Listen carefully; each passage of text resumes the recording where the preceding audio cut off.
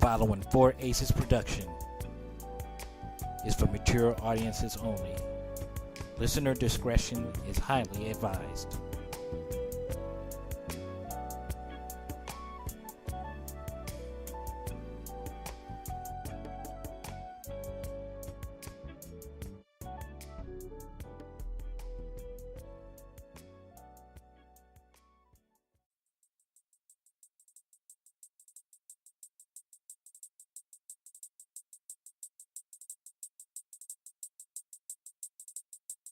Live from the Four Aces Studios, Four Aces Presents brings to you West Coast Bias.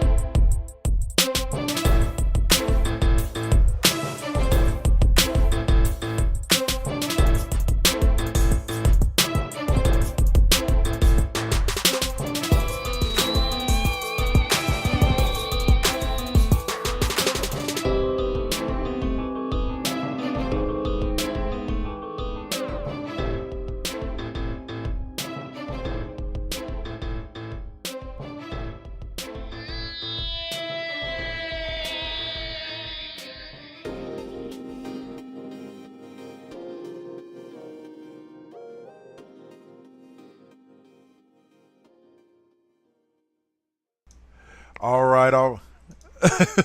All right. Let's try round two here. Welcome to West Coast Bias. I am here with the lovely OMalley. What's up, Miss Ma'am? What's up?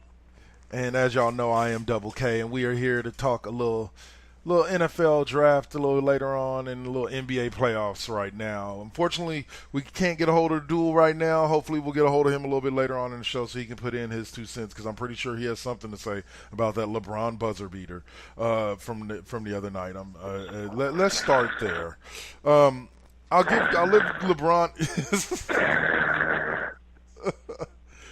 LeBron and company credit in the fact that, all right, they're up 3-0 over a team that I thought really should have given them a lot more trouble than what they're giving them.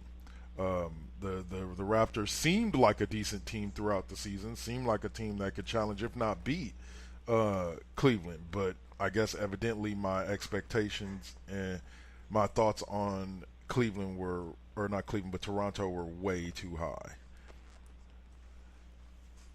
It's what happens when Drake is your team mascot.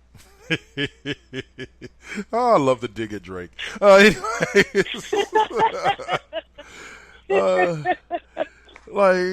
help it, man. I mean, it really, go ahead, just stay in Canada, please.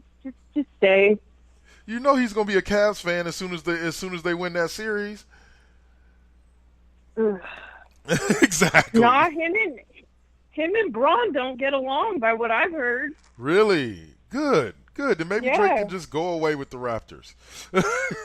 maybe he could just go away with them and their disappointing asses. Stay in Canada with the Raptors, and while you're at it, just keep LeBron and Tristan and all of them there too. I tell you, like the Cavaliers are surprising me, because I didn't think with this ragtag group of whatever they are that they would be able to even get past the Pacers. I'm like, you got a well-tuned, a fine-tuned group here in the Pacers.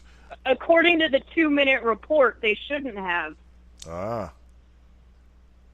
mean, honestly, it's funny how that always works in LeBron's favor, isn't it? Yeah. I find that very weird. But no, he's the GOAT. The refs don't help him. The refs don't help him at all. LeBron doesn't get superstar calls ever. Oh no, never, not at all. He's not the biggest crybaby in the league. Okay, whatever. And I'll tell you this right now, he's about on my last nerves, because of the fact that, like, I'm just tired of hearing him talk about, like, complain about the situation he put himself in. Oh yeah, that's a huge one. I'm sorry, but you can't take all the credit without also taking all the blame at the same time, which somehow he manages. Like, he gets all the credit when they win, but it's everybody else's fault when they lose. Bingo. And that's my biggest annoyance about LeBron fans. I have a huge problem with that because he is the reason why. Period. End of story. He's like the owner, the GM, the coach, the assistant coach, the head trainer, the freaking team doctor. You know, he's everybody all in one. And he orchestrated the position he's in right now. Yep. And not just that, but he doesn't trust anybody else. Yep. You know, he doesn't trust his teammates to, you know, carry their own shit. So he's always acting like he's got to do it himself. But so I'm sorry, but I don't feel bad for him, and I don't think it's like this great accomplishment because he's the reason why he's in that situation. So I'm sorry if you're going to take all of the accolades, you've got to take the shit when you lose too. Yep. I'll say the biggest frustration that I have with LeBronites is what I call them now, or Bronsexuals, however you want to look at it, is that it is exactly that. Like when they struggled their way through the Indiana series, it was, oh my God, this is the worst team. He's dragging this. He's going to have to drag this team, kicking and screaming to the finals, and it's the worst team that he's had since 2007. And I'm like, okay, so it's his teammates' fault that he struggled through. But now that his teammates are basically playing exactly the same as they did in the first round, now all of a sudden it's, oh my God, do you see how LeBron's dominating the Toronto Raptors? LeBron, huh? So when they lose, like you said, it's everybody else. But when they're struggling, it's everybody else. When they're winning, it's LeBron. I'm sorry, you can't have it both ways. First of all, LeBron fans and LeBron, you can't have it both ways. And second of all, you can't be the like Heather said, the GM, the ball boy, the fucking dude selling lemonade in the stands, the dude working at the burger concession stand, and the player on the court and expect not to accept full responsibility when that team flounders. If this team is the worst team that he's played on since that 07 Cavs team that supposedly he dragged kicking and screaming to the finals, I happen to remember Mo Williams playing like an all-star on that team. That team wasn't stacked, but that team wasn't light on good players either. Wasn't on talented Shaq players. still on that team? I don't know if that was 07 or not, but there's a very good chance, yeah, that Shaq was on that team. But I'm like, but that's what I'm saying. Like, if this is the worst team that he's had, like, come on now. Like, don't get me wrong. LeBron is easily best player in the world right now. He's easily being challenged by both men who are playing right now in that Warriors game, KD and AD. But yes, right now he holds that title. Okay, whatever. But come on. Like, let's be realistic. Y'all act like, and we're going to dive into this part of this discussion right quick, just to fill some time. I'm sick and tired of the excuse that LeBron has never had teammates. LeBron has gone, and I've broken it down mathematically for people at this point. LeBron has gone to 8 finals in his career, right? 7 in a row. Out of those 8 finals, he has had 2 squads that did not have at least 2 other either future Hall of Famer or perennial like 5-star players. 2 squads. Okay? And that's the 2015, the one when we beat them when they were down K-Love and Kyrie, and the 2007 squad. Other than that, every single time he's gone to the finals, he's been squadded up with at least 2 future Hall of Famers in the starting lineup and a future Hall of Famer coming off the bench. When you talk Miami and Ray Allen, etc. All right, so you got him squatted up. Okay, so let's use the Bronites example of the fact that Jordan had squad for every finals that he went to, which is a lie because the first 3 it was just him and Pippen. They didn't have squad until the second three-peat. Let's say just for argument's sake that Jordan did have squad all 6. When Jordan got there, he went 6-0. He won every single time. LeBron has been to the finals the exact amount of times that they all claim Michael Jordan went to the finals with squad, and he's 3-3. I'm sick and tired of the comparisons.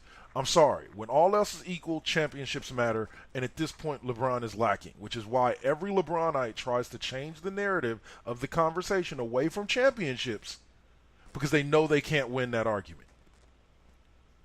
3-5. If he gets there this year, 3-6, because he ain't beating Houston and he ain't beating the Warriors, and that looks like one of the two teams that's going to make the finals. So he's going to end up being 3-6 in 9 finals. Oh, but he went to 8 straight. Who gives a fuck? The man went 2-6 in those 8 straight.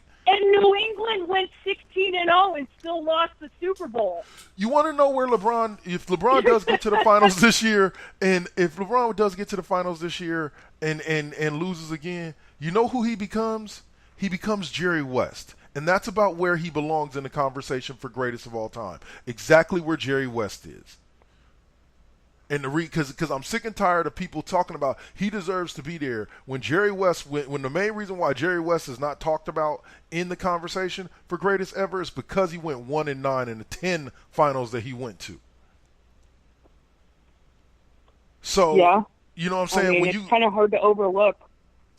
When you discounting one of the greatest point guards to ever play the game, the fucking logo, because of his record in the finals, but then want to change the narrative. You know what I'm saying? Want to change the narrative when it comes to LeBron away from his finals record. It shows that you're showing some favoritism towards a man who really don't deserve none. He called himself the greatest player in the world. No. LeBron fans wouldn't do that. Rams fans wouldn't do that. Never. They're not high as a fucking kite. I mean, come on. And they're like, and then I love how, and this is my favorite thing. Go ahead. Yeah, okay. I love how the thought process is, well, the Warriors had to go out and get squatted up to beat Bron. Really? Because I remember him beating Bron before. What did he do in Miami? Oh, but that's not the same thing because it was 3 and not 4. Because see, somehow 4 is significantly worse than 3. Wow. Oh man, yeah. The logic of Bron fans just I really don't. I don't. I can't even with them because it's ridiculous. It is, and they really do need to just kind of let it go. Let it go. You let it go. Let it go. You want to be mad at somebody. Yeah, you know, you want to be mad at somebody, be mad at LeBron. Be mad at LeBron for going 3-6 in the finals. Be mad at LeBron for dominating every team that he to the point where GMs were fired because they didn't make the moves that LeBron wanted them to make, despite them wanting to make the best moves for the team. Yeah. You want to be mad at somebody, be mad at LeBron. That's who you need to be mad at. Right. Shit. So, all right. So now we'll move on. But that makes too much sense. That makes too much sense. That's logic right there. Exactly. I mean, it's logical, and logic does not exist in the world of Bronites. The only thing that exists is LeBron. I'm like, wait a minute. So let me get this straight. So since LeBron has more buzzer beaters than Michael Jordan, supposedly he's better than Michael Jordan now, right? This is the new thing floating around the intranet, right? Here's my only flawed logic behind that, and it's the same logic I use with Tony Romo lovers, who constantly talk about how many comeback victories he has. You cannot get credit for letting your team get in that position in the first place where you have to dig them out. Tony Romo was a part of the reason why the Cowboys are in those holes that he had to make comebacks. I'm sorry, that nullifies any importance of the comeback.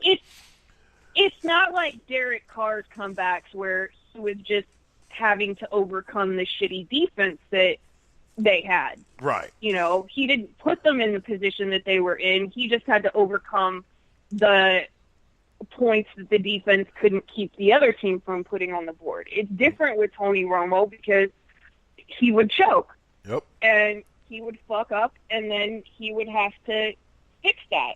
There is a difference. I mean, there's a difference when the reason why you're coming back is having to come from behind is because the defense can't keep the other team's offense from putting points on the board. Right. Versus you actually giving points away to the other team.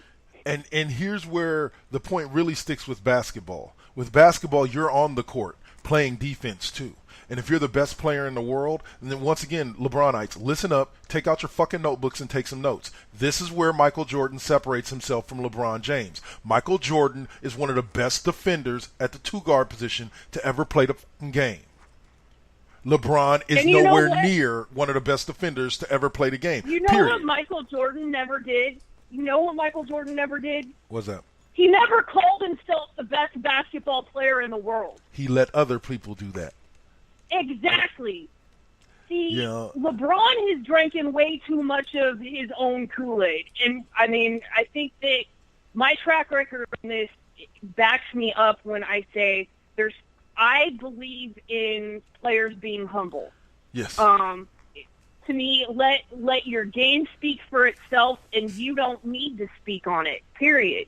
Yep. But LeBron went back to Cleveland, and he drank too much of his own Kool-Aid, and now he's, LeBron in Cleveland now is not the same dude that he was even at the Heat, and then before that when he was with the Cavs before that. So, I mean, it's just some ridiculousness. It is. I can't even with these people anymore because it just, logic is, there's no such thing, and that drives me absolutely insane. Like, talk about, like, hypocritical, and they can't even see it. Oh, they can see it, they just don't want to acknowledge it. They can see it. Exactly. They can see it, they just don't want to acknowledge it, because then that shatters their world. It's just like it's just like a friend of mine told me about, the flat earth people. They think if everybody figures out that the earth is flat, then all of a sudden, Zeno, the god of something, is going to come and ravage the earth.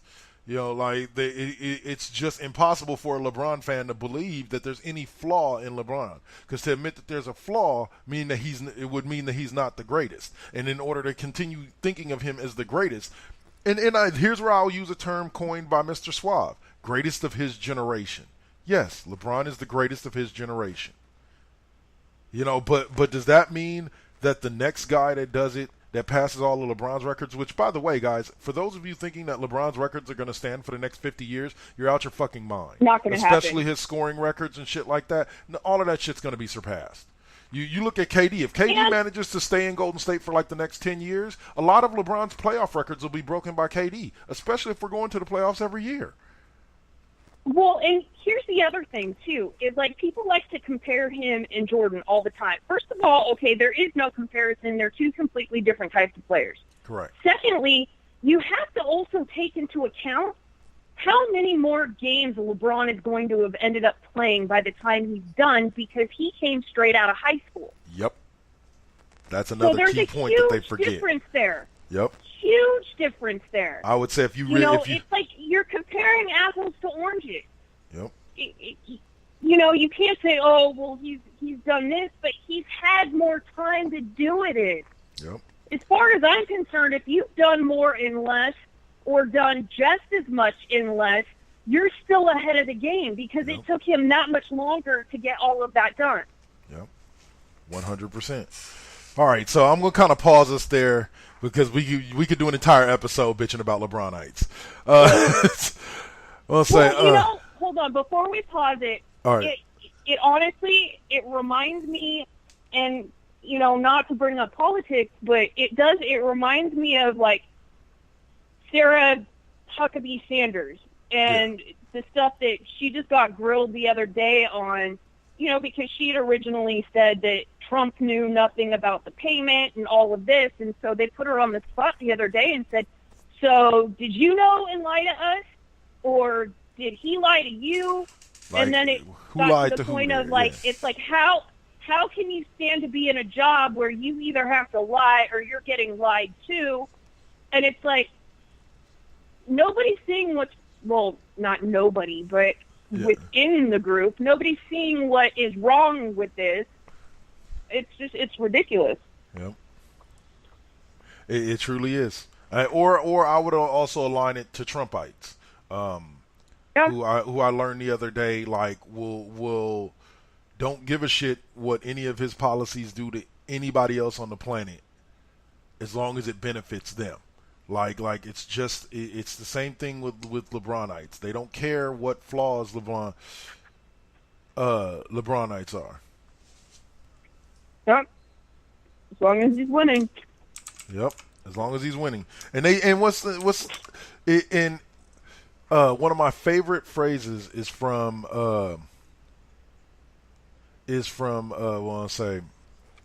dang it, I forgot the phrase. That's the key sign that you need to move on, is when you just forget what you was going to say. Anyway.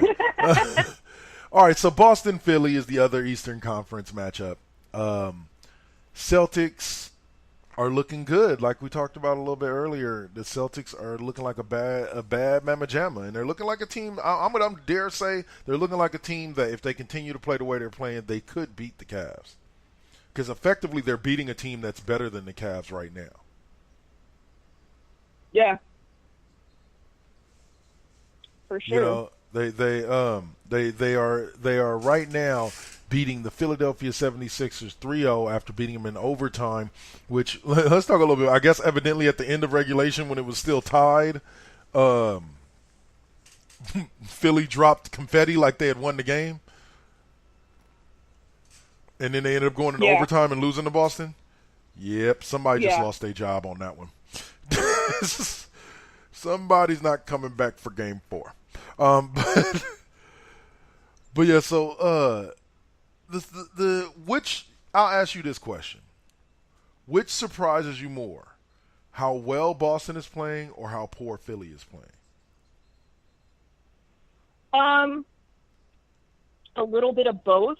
I'd say it's probably a combination of the two, honestly. Because I don't think anybody expected Boston to be playing the way that they are right now, with having their two major players that they came up with over the summer to be out at this point.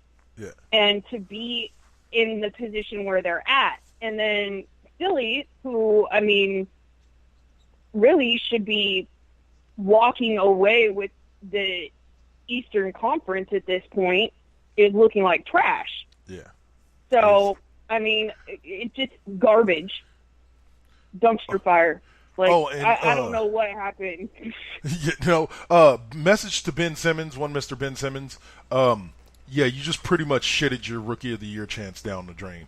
Not only did you not deserve it because you're a second-year player, but I don't care if you were red-shirted your first year. There's no fucking thing as red-shirting in the fucking NBA. This is in college. You know, exactly. I'm like, so you didn't deserve it in that sense. And your performance against Boston, now don't get me wrong, I give credit to Boston as well, because Boston is a damn good team. Okay? In general. Like, and they are proving that by playing the way that they're playing. But fuck, dude, like, on the real, like, they're not the Warriors. Like, Boston is not the Warriors. Like, they're not Houston. They're not LeBron and Kyrie and them boys from a few years back. Like, Boston is a team of basically college players with a college coach that's just getting it done. Basically, what he's doing is they're playing better this year with less than they played last year with more. Exactly. And I'll say, I'll call him the Butler of the NBA. If anybody remembers, Brad Stevens was the coach. Brad Stevens got his fame by being that dude that took Butler to I believe it was back-to-back Final Fours, and took them to one national title game that they lost against Duke. A Butler team that, like, nobody had really heard of, and, like, Gordon Hayward was really, like, the only named player that really came off that team. And he's doing something similar with this squad in Boston. Something about Brad Stevens, he gets these guys to buy in to whatever the hell he's selling, and they're playing hard defense. Terry Rozier. Oh, come on. What? Sorry. Oh. Terry Big Rozier. Dude knocking poor little guy over. Oh. Terry Rozier has turned out to be a star worthy of what Stephen A. Smith was talking about, of them considering trading Kyrie for fucking Kawhi Leonard if they can pull that off. Like Rozier has played that well during this playoff stretch that he could become the next quote unquote Rondo, except without the attitude. I'm talking about in the sense of Rondo was a young player that nobody really. Oh my goodness. Like Celtics Rondo. Yeah, the back in the day. Shithead he's turned into with the 18 different teams he's been with now. Yeah.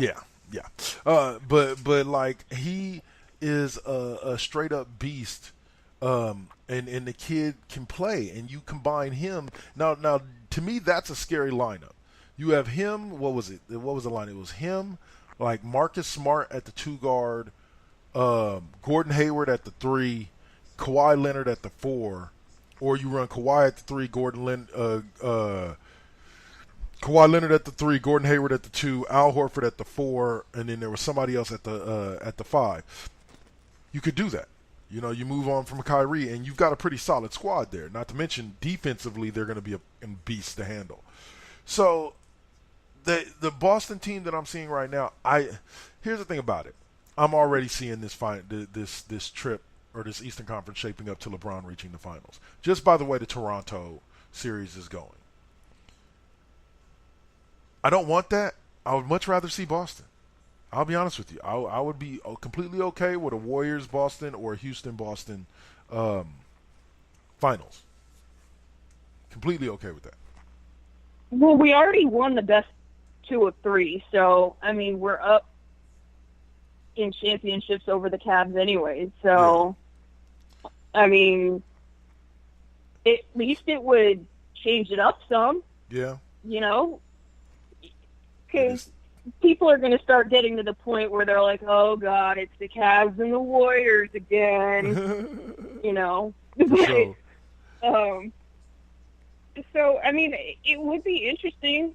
But there also is that, like, evil satisfaction when we go in and we just clean the floor with the Cavs. Yeah.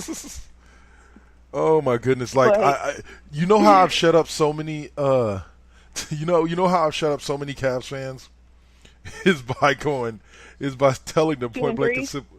No, outside of just using logic, is just go, hey guys, what happened last year?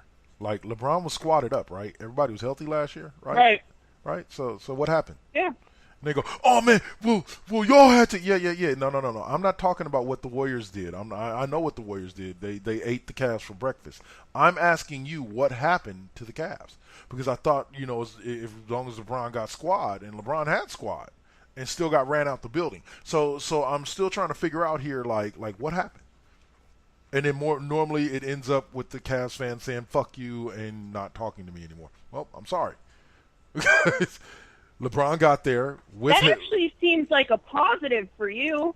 Yeah, it does. It really is. You don't want to talk to me? Oh, shucks. My life is just never going to be the same. Well, before we take we're going to go ahead and take a commercial break. Come back and talk a little Western Conference, a little NFL. Big shout out to my fiance. She's listening in today. She says West Coast bias is the bee's knees. Never understood that phrase. But, love you, babe. But are we back in the 50s now? I guess so. But that's so cute. That's my future wife right there. All right, so we'll take that commercial break, and we'll get back to y'all in approximately about 4 minutes right here on West Coast Bias, Spreaker.com, 4Aces Presents. Hey, everybody, be sure to check out Spreaker.com, 4Aces Presents Radio on Sunday for Brick House 2.0. It starts at 4:30 p.m. Pacific, 7:30 Eastern. Now, lastly, we take a look at one of the co-founders for 4Aces, the Saint, and his group, The Collective, as they bring us MVT West and NVT Deuce. First up, we'll have MVT West.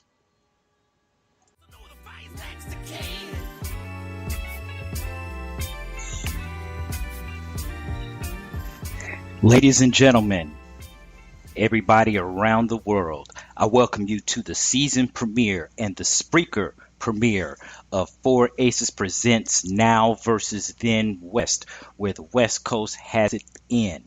My name is Christopher T. Williams, aka The Saint, and tonight on this premiere episode, we are going to be getting it in with the one and only first all female hip hop group to ever exist in the history of hip hop, and I am talking about Cheryl the Pearl, Blondie, and Angie B, aka Angie Stone, and I am talking about the sequence. Tonight, we're going to get an in depth interview with these ladies. They are going to tell you their story from the beginning. They're going to let you know what it's.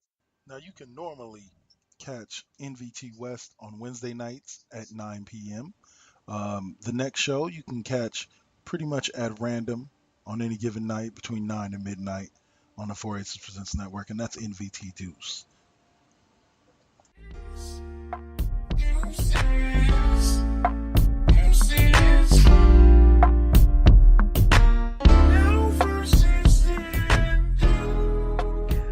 What's good with it, planet Earth? What's good with it? And you are tuned into the vibe. Welcome to 4 Aces Presents NVT Deuce. I'm your host of the evening. As always, I am the Saint, and tonight it's just another Saturday night conscious storm. It's a little breezy outside here in the great city of Sacramento, California, but we're going to do what we can to keep you warm if you're a little bit cold. And for those back east that are listening to us on the late night, we appreciate it and we welcome you to the vibe, as always.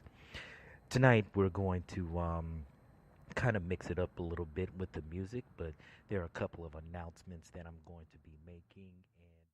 All right, guys, so that'll do it. MVT Deuce, like I said, you can find them on random nights from Tuesdays to Saturdays to Thursdays. Just keep an eye out for MVT Deuce, MVT West, right here at the 4 Aces Presents Radio Network on Spreaker.com /user/4 Aces Presents. 12 different shows, one unique voice. I'm Double K. We'll catch you next time. Peace. Hey, tune in Friday nights on Spreaker.com 4 Aces Presents Radio for Planet of Coal or Double K's Classroom. Then you get Planet of Coal, Blues, Rock, and Coal, and Double K's 5th period music class. That starts at 8 p.m. Pacific, and Planet of Coal is at 9 p.m. Pacific. Appreciate it.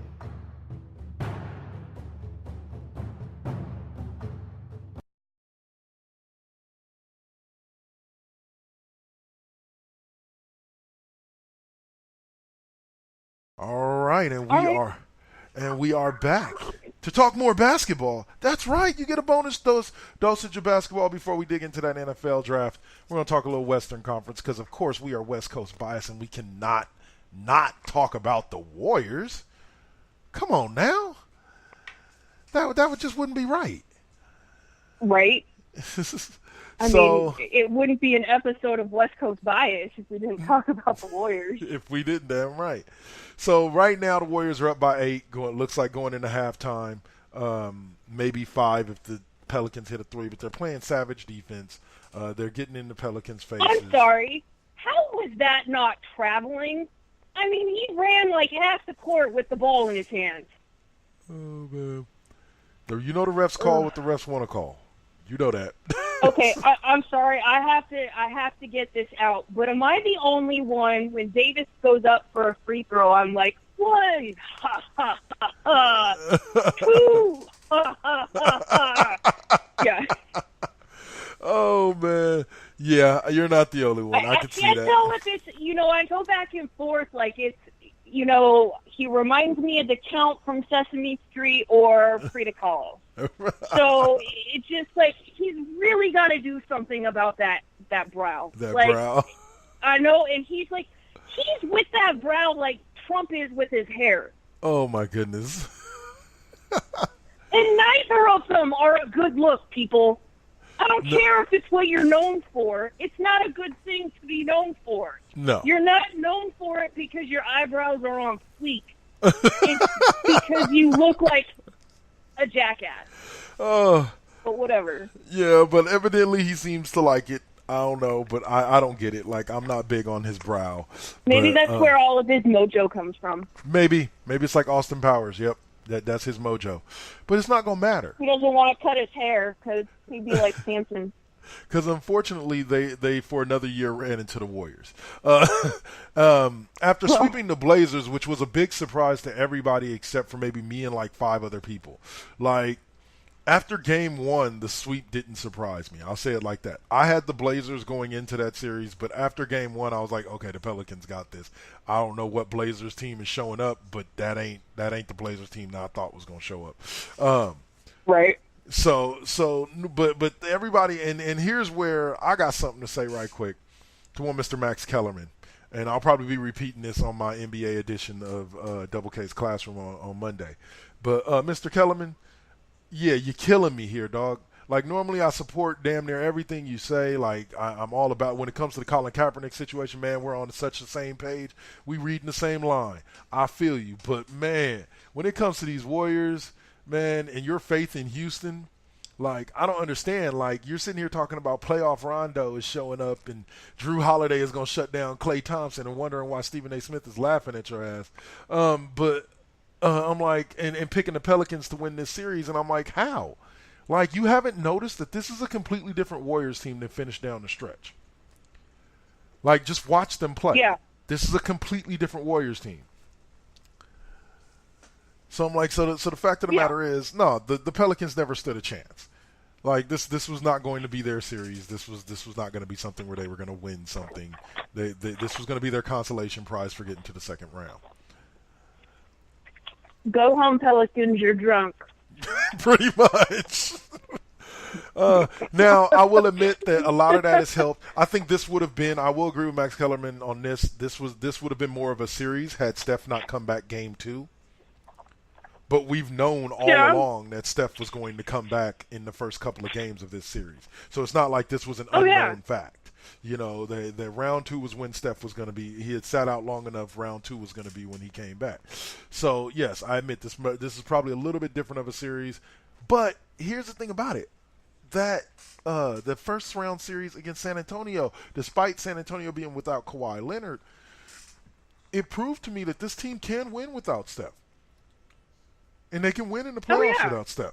You know, and not to say that I would like to see them do that, you know, because the road's definitely much easier with your floor general there. But this team is good with or without. We can play Steph limited minutes and still win games and blow people out. And so I don't know what to say to the rest of the NBA. Like, Max Kellerman thinks that the Rockets are going to knock off the Warriors, and the Warriors should be the underdog. Go home, Max. You're drunk. Yep, I just don't see it, and I believe I'm down with Stephen A. Smith until the Rockets actually knock off the Warriors. Sorry, boss, we're the defending champs. Like, until you actually knock us off, I'm not going to sit here and say that the Rockets have a chance. I'll put it like this. The Rockets have to win 3 games before I'll even come close to saying that they might have a chance to beat the Warriors. They got to win 3 games against them first. Once they get to win number 3, then I'll be like, well, damn. Evidently, they just got our number this year. But I don't even think they're going to get the 3 wins. I don't think it's going 7. I think at longest, the Warriors will finish the Rockets off in 6. Yeah. So I think that's what we're looking at. And I think definitely Tuesday in Golden State will be the last game that the Pelicans play for the season, the way it's looking. Unless they make a miraculous comeback at the end of this game. Dib, that's all, folks. All right. So the other Western Conference matchup is a matchup that's actually going a lot better than a lot of people thought it would. A lot of people thought the Rockets were going to romp over Utah once again. Here's Kevin with logic and reason saying basically Utah is defensively the Boston Celtics of the Western Conference. The Rockets are going to struggle a little bit with them. You know, they play the Warriors struggled a little bit with them towards the end of the season based off of their defense. But then again, we were also without Steph. But anyway. Well, and not just Steph either. I mean, we had some massive injuries towards the, last part of the season. Yep. And not that I ever use that as an excuse, but I mean, when we're talking about the big picture here, you kind of have to take those things into account. Yep. 100%. Like, and you know what? I agree. There's one particular theory that I personally do agree with. That, well, it's a conspiracy theory, but I could see it going down this way. There's this theory that goes around that says that the Warriors, that some of the Warriors' injuries, and I'm doing the quotation marks here, some of the Warriors' injuries weren't really real. It was just a way of getting their starters rest without having to hear the whole, oh my God, people paid tickets to come see them play, and da-da-da-da-da.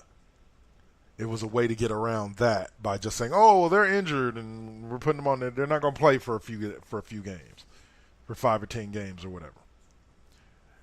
And I'm like, well not necessarily with Steph, as I'm concerned, but if the NBA has a problem with that, then they should look at how many games they're playing a season. Yeah. They should look at how long the playoffs are. Yep. I mean, it went from the first round of the playoffs used to be 3 of 5. Yep. And going back even further, a lot of people don't remember the first round used to be best of 3. Yeah. When Dikembe Mutombo and the Sonics beat the 1 seed as an 8 seed, that was a best of 5. Yeah, no. That was a best of 5 series.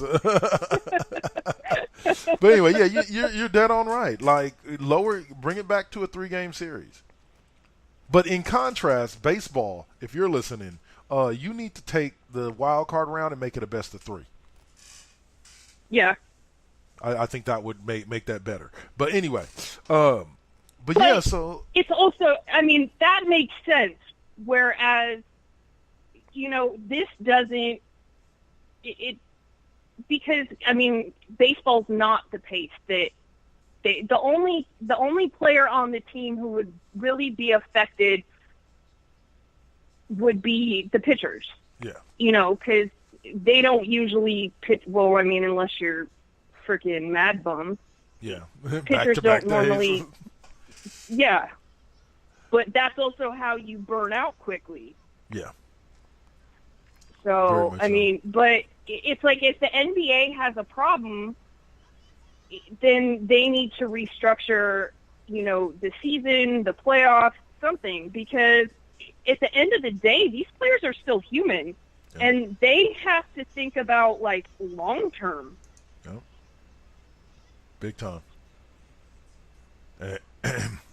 And the NBA is a lot more, or is just as grueling. Well, actually, it's a lot more grueling on the body than baseball is. And before we switch subjects over to the NFL draft, let me give a big round of applause to one young man. Fucking Matty Ice got his ass paid. $150 million contract with $100 million guarantee. You go on with your bad self, motherfucker. Ain't won a goddamn Super Bowl, but getting fucking $30 million a year and $100 million guarantee. All I can do is bow down to you, sir. You and your agent worked wonders with that one. Yeah, no shit. Fuck. I want to know who his agent sucked off to get that. Like, and what's funny is, and this will make you happy, Heather. I saw a list of the top 5 highest paid quarterbacks in the NFL, and guess who's noticeably absent? Tom Brady. Yep. It was like Matt Ryan, Jimmy Garoppolo, Matt Stafford, and like I was like looking at it. It was 2. I forgot who the last Andrew 2 were. Luck. Yeah, Andrew Luck, and then there was one other one too. And I'm looking at it, I'm like, not a single one of these motherfuckers has won a Super Bowl. Not a single goddamn one of these has won a Super Bowl, and they are the highest paid quarterbacks in the league. If that doesn't show, no offense, like, because trust me, I'm fully for what the Niners invested in Jimmy G. His potential outweighs his sample size of what he's done. So I understand why they paid him. But, like, wow. Like, that's where we're at in the NFL. Like, the highest paid players back in the day, were always the veteran players. Were always the players who had been around for a while. The guys that you were like, you deserve it, dude. You didn't give up, like, half your life to the NFL. Oh, speaking of, on this note, I have to give a major props to the Steelers organization, and I can't believe I'm saying this, but for converting Ryan Shazer's freaking entire salary for this upcoming season to a bonus. That they give it to him right now. So that he could still get paid this season. Now, I don't know a lot of other teams who would have done the same thing. Yep. And as far as I'm concerned, he got hurt the way he did working for that team. Yep. And that is really awesome right there, because that's a team that takes care of its players. And I just have to give them massive props for that, because that was hella cool. Now, all rivalries and everything aside, the Steelers organization has long-term been good to I think James Harrison is really the only person that I've ever really heard come out of Pittsburgh talking bad about, like, ownership. You know what I'm saying? Like talking bad about how the ownership treated him. Like maybe how Tomlin, the coach, or Cowher, or somebody like that treated him. But not Rooney's, and not the Rooney's. He's kind of regretting some of the stuff he said right now. So he's a good they have always been known for being damn good. All right, what's up, Saint? Oh, yeah. Oh, quick shout out before we jump into this draft. Shout out to DJ April Showers from TBFM, and Saint joining us in the chat room along with Miss Lyons, my lovely fiance. So thank y'all for tuning in and joining us. You got something to say? Go ahead and say it. Let us know what you think. Let's see. But getting back to this, it was just a very classy move. So I'll call it our WCB moment of the month. Is the Steelers doing that for Ryan Shazier, because it was truly an impactful move. All right, so let's dig into this draft. We're really only going to look at the two teams that matter in the NFL, because we both know that the Chargers, and just fuck the Rams, okay? Fuck the Rams and everything that they're doing out there. Like, I'm done with them. Fucking Ndamukong Suh, Talib Khalid, Marcus Peters. Fuck you, okay? So I'm just not going to talk about you. We just not going to talk about the goddamn Rams. Chargers ain't worth talking about. They need to take their ass back to San Diego to even be considered relevant. So we ain't going to talk no Chargers either. Fuck them too. So that leaves us with two teams, the Raiders and the Niners. So we're going to start with the Raiders, because both teams really made what the fuck moves in the first round. And then proceeded to kind of level out their draft as they went on. But to me, Colton Miller, despite his size and his ability, and him being a big boy at 6'9", 309, I believe he plays the tackle position. And a racist piece of shit. Really? Didn't know that. Hadn't heard that about him. Oh, yeah. Google about, like, some of his past tweets. You know the kids from Roseville, right? Yeah, I read about that. Yeah. I was reading about that in the local paper. Apparently, they found some of his prior deleted tweets. Let this be known, kids, because kids are losing their scholarships left and right now, because schools are actually checking into social media, and just because you deleted a tweet doesn't mean it's not out there floating around somewhere. So if you don't want something to end up haunting you later on in life, don't fucking post it. Yep. Just because you're given 140 characters to express your opinion doesn't mean you should. So, with that said, first of all, I mean, he's a Trump supporter by what my understanding is. And secondly, it did some kind of not cool Twitter remarks that he posted had come to light, like, afterwards. People were posting all about it after he got drafted. Yeah. Definitely not happy with the move that we made. And I'm questioning, like, the thought process of bringing two guys to a state where marijuana is legal, who already, one, checked himself into rehab for it, which is funny because all I can think about is Bob Saget. And it just, have you ever sucked dick for weed? And then you have freaking Martavis Bryant. Okay, he is one slip up from a lifetime ban. And you decide to bring him to a state where the shit's legal. I mean, please, someone. As the Saint would say, get that guy a helmet and some crayons. It's not whether or not you agree with the policy, because the policy is what the policy is at this point. Okay? Right. And unfortunately, just because it's legal doesn't mean that everybody can do it. It's legal, but there's still people out here getting tested for it that, they can't work if they test for it and shit like that. So it's one of those things that it just did, like, half of the New Orleans arena just not come back from halftime or what? They know. I'm sorry. They know. Writing's on the wall. I have ADD.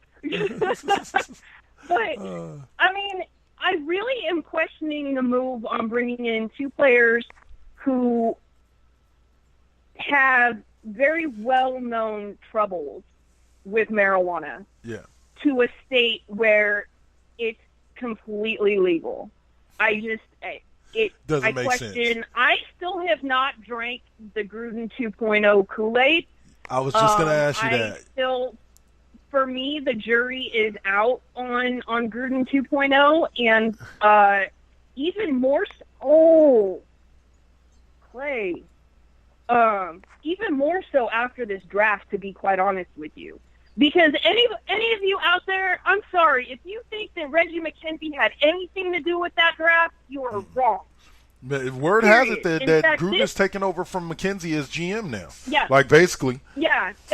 They've given, he basically has control over all personnel and all of that.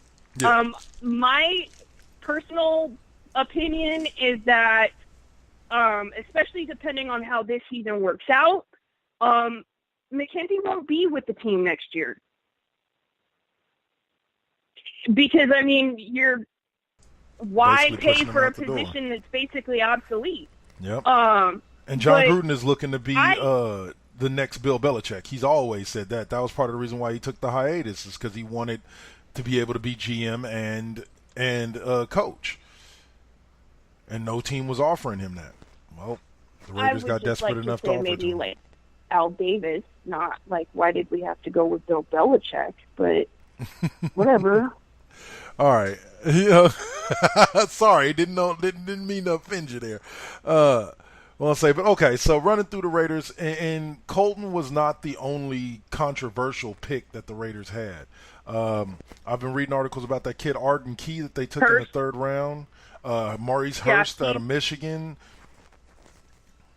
He's the one from LSU who got the dope problem. Okay. And Hurst is the one who was diagnosed with the heart condition at the combine, but then was cleared and was told there's another kid right now who's playing in the NFL who's had no problem with the same type of condition. Okay. Although I did have flashbacks of freaking DJ Hayden. Like, why are we taking kids with fucked up hearts again? Like, seriously? It didn't work too well for us the first time. Like, I'm really sick of like, taking these broken-ass down players when there's so many other players that we could have chosen, and I really don't. And all of the trading really pissed me off. Like, well, go ahead. It just, I'm sorry I didn't break my TV watching this stupid draft. Like, no. We got to the point where Raiders fans, this third round, if we trade another goddamn pick, I'm going to be pissed. Oh, man. And I'll tell you, like, I was very, like I said, there was a lot of what the fucks in the Raiders draft. That punter in the fifth round, like, really? Like this, John Gruden definitely put his stamp on this draft as far as the Raiders draft picks. Not to mention the fact that he's putting his stamp on his team. You guys, you did hear that y'all just recently signed Derek Johnson. Fuck that shit. The former Chiefs linebacker. They're not bringing back Navarro Bowman, supposedly. About that. He's going to be 36 in like 6 months. Okay? And we had a player who will be 30 this month that we still haven't re-signed, that I would have much preferred re-signing before we went and picked up an old broken down player from Kansas City. Yeah. So, like, John, I'll say it like this. I told people I've been talking to this guy who's a Raiders fan. He's at my job at the school district, and I've been telling him this over and over again. I'm gonna give this piece of advice to any Raiders fans listening right now, and hope that y'all hear me with a grain of salt. You know, because I am not truly a part of Raider Nation. I do have respect for the team, but I am not a part of Raider Nation. I said, I don't know if you remember. You sound like one of those disclaimers before or after, like a TV show. Like, this opinion has nothing to do with the network. Well, okay, so here we go with it. So, I don't know if you remember, but 2 years, what was it, 2 years ago? We're now 2 years into the Kyle Shanahan, John Lynch experiment. Well, yeah, going into the second year. When they were, we'll get to that in just a minute, Saints. Saints asking how you feel about the Raiders letting go of King. We'll get to that in just a second. I'll let you get to that in just a second. But when the 49ers got taken over by John Lynch and Kyle Shanahan, I don't know if you guys remember, but prior to them hiring Shanahan and Lynch, I kind of went off multiple times about how this team was now going to suck for the next, 10 years. And, we were going to just be horrible because upper management is just making horrible decisions and fuck them and love my team, but fuck the 49ers and da-da-da. Then we hired Kyle Shanahan and John Lynch. And I was like, all right, well, I'm going to give these guys a chance. And I started seeing some of the moves that they were making. They were cutting some of my favorite players, and they were getting rid of guys. And I'm like, I don't like this. They're stripping down this team. How the hell are they? You can't rebuild a team in a year. You just can't. And I adopted this mentality of in John and Kyle, I trust. Where every decision that they made that made me cringe, I just said, you know what? In John and Kyle, I trust. They will make my team better. I didn't like the Jimmy G trade. 2 games, really, and we're trading a second-round pick for this fucker? I didn't like it. But once I saw him on the field, once I saw how well he got the offense, once he started getting us some wins, once again, I go back to in John and Kyle, I trust. So all I'm asking Raider fans to do and Raider Nation to do right now is give it a year.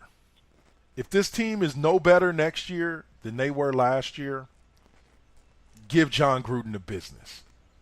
Give him the business and a half. Okay. But here is where I say, though, that our situations differ just a smidge. Okay. I mean, besides the fact that we didn't need a rebuilding quite the way that you guys did. Yeah. Yet we somehow look completely different than we did at the end of last season. Yeah. I personally, just on point, I never personally thought that Jack Del Rio should have been fired, but that's my personal opinion. But. I did neither, but here's what I feel is where our situations are a little bit different. Kyle Shanahan, granted, he was the offensive coordinator for Atlanta? Yeah. But he was still in the game, and he coached a team, to the Super Bowl. Right. Whereas Gruden's been out of the game for quite some time. Yeah. So that's where I have some of those questions. Okay. I have some questions on how well his style is going to mesh with some of the players on this team. Yeah. And with him having autonomous control, it may lead to several good players, no longer being on the team. Mm-hmm. Simply because they can't handle it. But did you want to go on ahead, before we move on to the Niners draft, did you want to go ahead and touch on that question from Saint about how you feel about the Raiders letting Marquise King go? Yeah, absolutely. I was really pissed about it to begin with. And now with everything that he's done since he's been let go, he can go fucking kiss my ass for all I care. And I hope they fucking knock his ass out when we play Denver. Yeah, twice a year. I'm sorry, but it's like it's not even the fact that he went to Denver, which, I mean, that just kind of pisses me off, but it's the way he's acted about all of it, and it really kind of, honestly, it proves why the Raiders let him go in the first place, because a lot of it had to do with his attitude and his shenanigans and, you know, all of that shit. So I wasn't really happy about it to begin with, because as far as I'm concerned, he really is one of the best, if not right now, the best punter in the league. Yeah. He's got one hell of a leg on him, even when he was playing hurt towards the end of the season. But with his attitudes and actions since he was released and picked up by Denver, yeah, he can eat a bowl of dicks for all I care. There you go. There you go, Saint. Did you get your answer? Marquette King can go eat a bowl of dicks. All right. So on that note, we'll move on to San Francisco, who, like I said, like she said, they're in a rebuilding process, and then they're in a rebuilding process quick and in a hurry. They've managed to turn this team around from a completely non-relevant team to a semi-relevant team in a year. Not many GMs and coaches can do that just through player personnel and picking the guys that they want. So they opened up with an offensive tackle as well, which was a what the fuck move. We'll get to the NFL, Eric Reid's NFL future in a second. But Mike McGlinchey is the name. Oh, what a rather oddish name there. Out of Notre Dame, ironically. Number one tackle, grade in 91, ranked 13th as the overall 13th best player on the draft board. So I think that he'll help the Niners. Obviously, they have faith in him because they traded away Trent Brown later on in the draft to the Patriots. So I guess they assume that McGlinchey can come in and sub in and do well for them. So, you know, I don't know. Like I said, it's a what the fuck move, but I like the rest of their draft. They went out and got an inside linebacker because they're going to need one. They went out and got Dante Pettis, a wide receiver for kick returns. Got a couple of safeties to try to replace said Eric Reid, a defensive end, and a cornerback that his body type lends to believe that he could be Richard Sherman's protege with no issues. So this draft class is one that I like. I think they touched on needs, but yeah, they still need to touch on their offensive guard.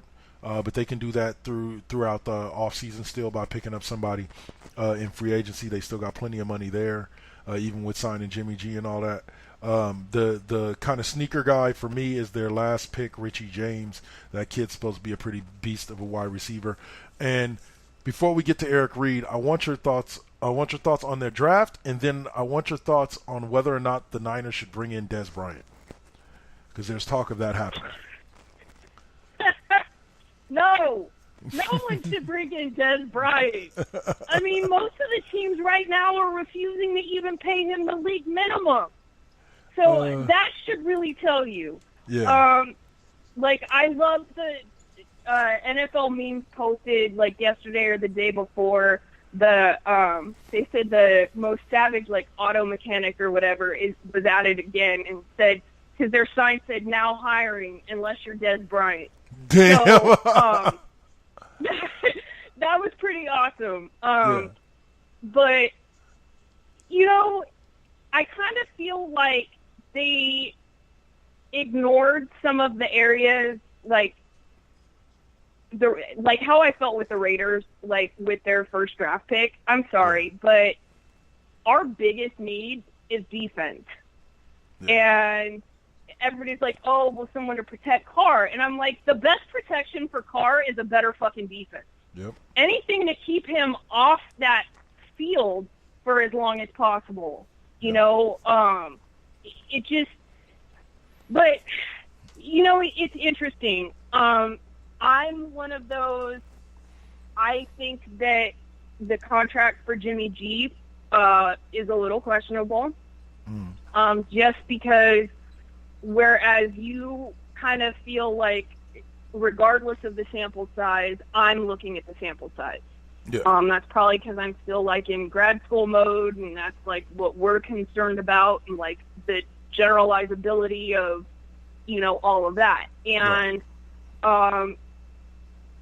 so the jury's still out. Not to mention, it's a notorious problem we see is that quarterbacks get a huge-ass contract and then end up coming back that following season and completely shitting the bed. Right. So, there's that question. But all in all, I mean, I don't think that the Raiders or the Niners had a better or worse draft than either one. Both kind of had what the fuck drafts. Yeah, really. And according to some analysts, like, the Raiders had the worst draft in the NFL. No, I wouldn't say that. Right, I wouldn't either. But a lot of teams it's come out now that people are angry because we picked up Hurst because he's got a heart problem. Yeah. Which, by all intents and purposes, he's actually been completely cleared. And he went on to play at Michigan's Pro Day, and he's been just fine. And like I said earlier, the other kid in the league who has the same issue has been fine.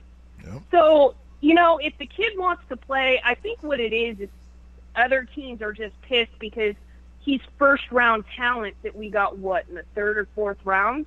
Yep. So, there's that.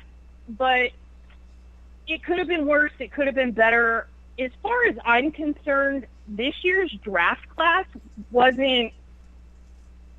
there weren't a lot of, with the exception of the running back and who was going to take him, and I mean, always the quarterback, man, Baker Mayfield's going to get humbled real fucking quick. Well, luckily for him, he doesn't have to play right away.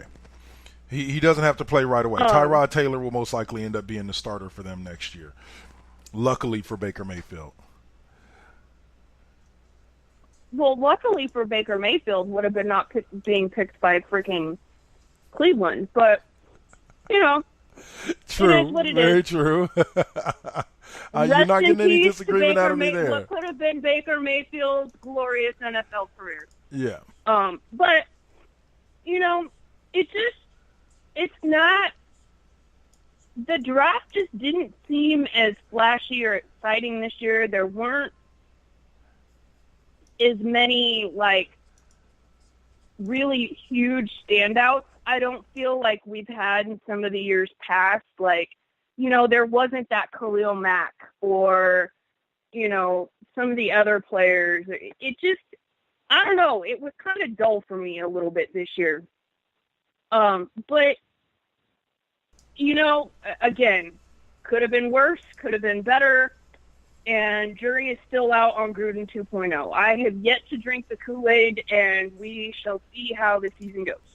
Okay, well, let's dive a little bit into a little bit of off-the-field stuff with the 49ers to an extent. They recently released Eric Reed and did not pick up his fifth-year option and just kind of let him fade away. And he's now joining, I guess, Kaepernick's collusion suit against the league because he feels like, and rightfully so, that he's being blackballed because the issue of whether or not he will kneel during the anthem again this year is constantly comes up, and whether or not people are bringing him in for workouts, etc. So what are your thoughts on his NFL future? Will this kid sign with somebody? The Bengals are the only team that's brought him in for even a workout, and they didn't end up signing him. This is a 3-time Pro Bowler. This kid's damn good at what he does, but... Yeah. Oh, no. As far as I'm concerned, he actually has a better collusion case than Cap has. Yeah. Because he can go into any team and play how it is. It's not like there are some valid, especially when you're talking about bringing Cap in as a backup. Right. There are some valid arguments there because he doesn't have a plug-and-play type of skill set. He doesn't. And there aren't a lot of teams that are going to want to completely change the offense for a backup quarterback. Yeah. I mean, and honestly, he's got better starting talent than some of the starters out there. So I'm not even saying that, he should be a backup. I'm just saying that that's at this point what a lot of the teams would be looking at him at. And that might be how they get around that argument with him. There is no such argument with Eric Reed. Right. Okay? A safety is not that type of position. You know, you can plug a safety in anywhere. Yep. Well, not anywhere, obviously. Well, you can plug him in at cornerback. but You can plug him in at linebacker. Safeties transition to linebacker very well. You know, you can plug him in at DB, free safety. There's like 4 or 5 positions that you can plug a safety in at. And especially after the draft not being super deep in that position. Yep. You know, it is kind of surprising. And he's actually one I wouldn't have minded if the Raiders had picked up. Yeah. I actually wanted the Niners to keep him just for the hybrid linebacker safety position, but like I thought he was perfect for that, but I guess evidently they didn't feel the same. Or they're just trying to distance themselves from the whole kneeling thing. I don't know, because the one thing that he has done that Cap hasn't done is said that he won't be kneeling this coming season. Which supposedly is one of the reasons why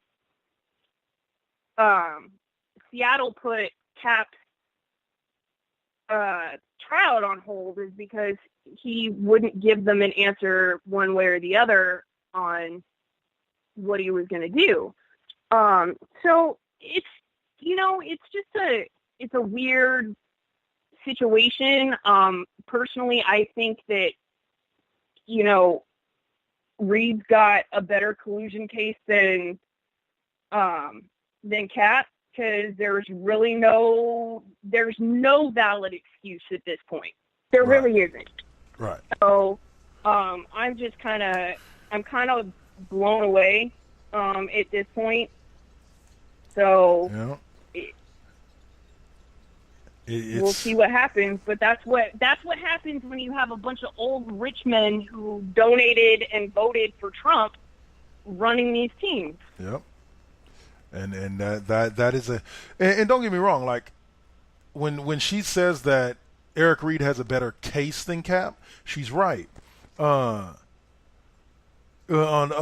Cap, she's right, but also at the same time is nobody's there are plenty of other reasons, but let's not even, like, you know, how do you say, gloss over the fact that the bulk of the reason why Cap's not in the league right now is because of his kneeling or his lack of commitment to not kneeling in the next season. And so it sucks that that's the case, but it is. That, like, he can't necessarily prove it. Like, I don't think his collusion case is going to result in him winning anything against the NFL, because he can't prove it. Because, the good old boys club is going to stick together. They're gonna go on ahead and They have subpoenaed email records, phone records, text messages, all of that stuff. So I guess we'll really find out if that's true, because if somebody fucked up and slipped up and actually there's evidence of that, he might actually have a case. But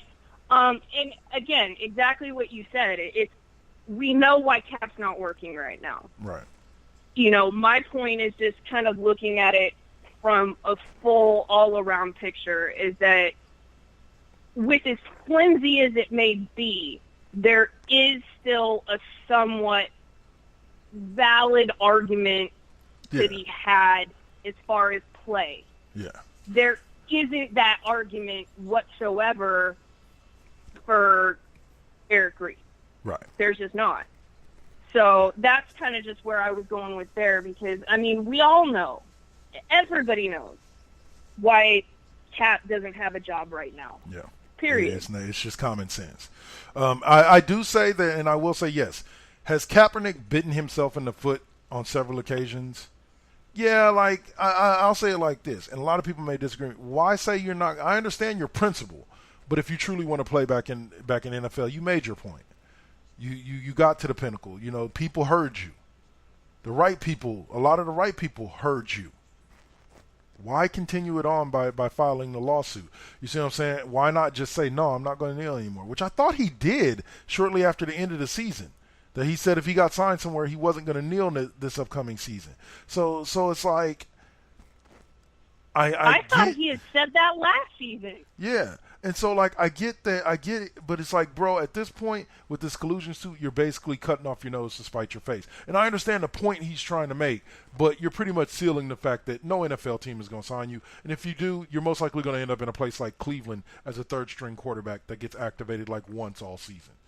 Like, the big boys that you're fucking with are going to make sure that you're not a successful quarterback in the NFL ever again.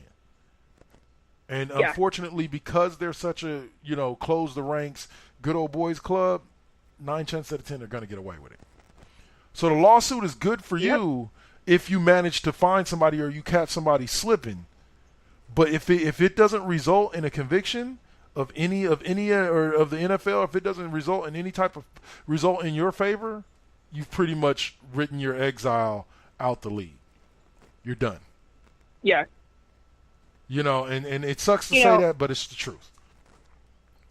Yeah, and I mean, it's further proof that, that is one of the things that I love about basketball, is how progressive they have been as far as these types of issues. Yeah. I mean, they're very out there with players, making their statements and civil rights and all of that. No. And, I mean, granted, Al Davis was a huge proponent of civil rights and hired a lot of people that other teams weren't hiring at the time. No. But, it's also further proof that we have not come as far as everybody wants to believe we have. Yeah. And that's just the harsh reality of it. That is, 100%. Is that I think that And that's one of the things I think that people don't, other than, like, people's argument that it's disrespectful or what have you, I think a lot of people's real problem with it is the fact that, he's shining the light on the dirty little secret that everybody wants to, Obama won, we had a black man in office. Racism is dead, yeah. There's no such thing as racism. Like, it just... I got into an argument the other day about it was sexual harassment and some other stuff.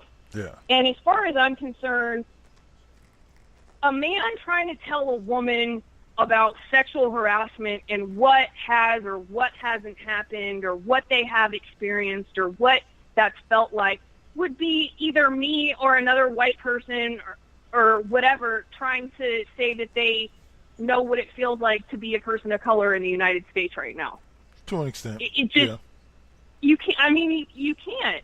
I only say to an extent because I myself have dealt with very aggressive girls grabbing my crotch, etc., and have been sexually harassed to the point where it really made me more uncomfortable. People think that just because a woman grabs a dude's crotch area, he's gonna smile. Nah, if it ain't the woman he don't want grabbing him, it's a very uncomfortable experience.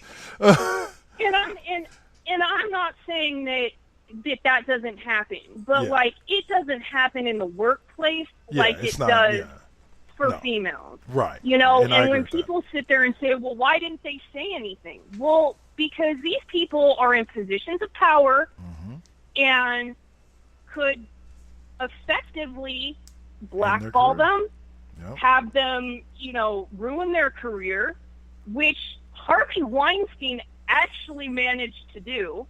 In fact, he at one point was going around telling people not to hire Ashley Judd because she had a drug problem, which this was actually confirmed by Peter Jackson. Everybody knows him from Lord of the Rings and The Hobbit and all of that, who said he actually remembered Weinstein telling that to him, and they removed her from a list of possible actresses they had for positions. So people out there who are saying, if it really happened, they would have come forward. This is exactly why people don't come forward. Yeah. Period. So it's one of those things that with as far as we've come, it's one thing I have to say about Trump. At least the shit's not in the shadows anymore. Who's who now. Yeah. 100%. So I mean, if there's, know if I'd necessarily, I mean, it's a good thing and a bad thing at the same time, but at least you know there's no questioning whether somebody, because it's empowered these racist-ass motherfuckers to be racist in public. Yep, because they feel it's okay. So, they feel that's the way that the country's going. But yeah, so sorry. Not okay, people. It's not okay. It's not. It never was. No, it's never been okay. But I do think that that's one of the biggest things that people have a problem with, and they can hide behind, they can hide behind the kneeling and the anthem and the flag and whatever they want to hide behind that. But I really think a lot of it is deeper than that. It's because he's shown a light on something that people really didn't want to recognize or admit. Yep. And when the Warriors win this season, can we please go back to the better finals hats, not these crappy-ass dad hats that they came out with last season? Sorry, I just saw the commercial on TV that showed the hat from last season, and all right, so last subject. ADD, so just it's okay. Last subject before we wrap it up. Dancing with the Stars athletes. Thoughts? Like I'm trying to get the list of athletes right now that are all on there. It's Kareem Abdul-Jabbar, Adam That's gotta Rippon. be awkward. Yeah. Let's see. Jenny Finch. That's now third all-time for most playoff threes behind LeBron and Ray Allen. And how many more playoff games is LeBron playing in than Steph? Oh, man. No clue, man. Sorry. Chris Maddenzer is on there. No clue who he is. Jamie Anderson is on Dancing with the Stars. No clue who he is. Tanya Harding. Now, that's just a plain crack up. She's still getting play off of that damn Nancy Kerrigan incident. Shit, he just made a movie. Yep. Mirai Nagasu, no clue who she is. Winter Olympian, huh? It is Johnny Damon. Go on with your bad self, boy. Arike. Damn, that's a name I haven't heard in a while. Is she the girl that played for Stanford? I believe so. It's Arike Ogunbowale. I believe it's her. She has a twin sister, and they both played for Stanford. Oh, no. Okay, they played for Notre Dame. Okay, it's a different girl. Okay. But, yeah, so that's all the athletes that are on Dancing with the Stars this year. So right on. Or Dancing with the Stars athletes is the appropriate name of the show. So, you got any thoughts on that? The leg. Huh? Hooray. I said, don't break a leg. Don't break a leg. Well, it's not like any of them have careers anymore. Johnny Damon sits in a booth, for God's sakes. But on that note, guys, we're going to go ahead and wrap it up. I would like to thank everybody who listened in tonight or today, and to welcome y'all to come back. And when is the next episode? I believe the fourth Friday of this month. So come back on the 13th, 20th, the 27th. It can't be the fourth Friday. Oh, sorry, the fourth Sunday. Sorry, the last Sunday, the 27th. Yeah, but that would be Memorial Day weekend. Are we actually going to do a show on Memorial Day weekend? That's up to you guys. Just keep an eye out. We may skip that week, or in order to make up for it, we can may do go it the on week a week before. early. Yeah, we may go on a week early. So look for us probably on the 20th, on 5/20 for the next episode of West Coast Bias. Don't forget to listen in tonight. We got Brick House that's posted already. Go ahead and listen in to her. She posted at 12. Be sure to listen in to Lip Gloss and Mike's. Tonight they got, Haitian Jack on the show. So Kelly Kell over there doing her thing. Listening to The Saint tonight. He goes on at 8:30 with another great episode of MVT Deuce. So you're listening to a full lineup. This has been the full week just about of Four Aces all this week. And then we'll start all over again, I believe, on Wednesday. If not, then we'll start all over again on Friday with the new night and the new time for the FU Wrestling podcast right before Revolving Door episodes. And this week, K-Doubles, my artist of the week is Eminem. So I'm going to be playing a lot of great tracks from Eminem, and then Planet of Cold V1. And then, of course, Mr. Marcus Donald, who should be probably on the next episode of West Coast Bias. I got to get to talking to him. And from Mr. Deacon Experience. Be sure to listen to him on Saturdays. So that's it for us. Anything more to say to the people? Go Warriors! Go Warriors, who are currently up, by the way, 94-75. Like I told y'all. Points. Yep. Like I told y'all at the beginning of the fucking episode, the Warriors got this one in the bag. Don't worry about it. I actually think we got the series against Houston in the bag, but I'm going to wait to see how that one plays out before I get to bragging. We're just going to go from playing one red team to another red team. Red team, yeah, no shit. So, all right, that's it. Y'all have a great day. Enjoy the rest of your Sunday. I know I am. I'm about to go barbecue and eat some Fuck barbecue. LeBron! So. Fuck LeBron. That's right. Peace. Okay.